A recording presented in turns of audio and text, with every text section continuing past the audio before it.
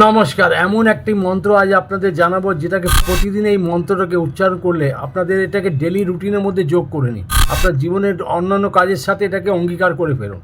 মানে এই মন্ত্রের ফলাফল দেখার মতো হবে। মানে আপনার লাইফ পুরোপুরি চেঞ্জ হয়ে যাবে। এটাকে শুধু একবার এই মন্ত্রটাকে বলবেন।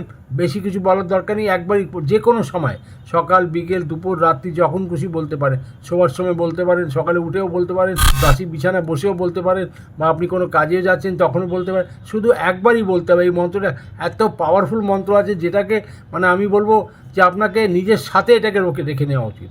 মানে এই মন্ত্রটাকে আপনি নিজের অঙ্গীকার সাথে করে নিন। মন্ত্রটা হচ্ছে কি, বিষ্ণু কৃপা সর্বশুভম ভবন্তু, বিষ্ণু কৃপা সর্বশুভম ভবন্তু।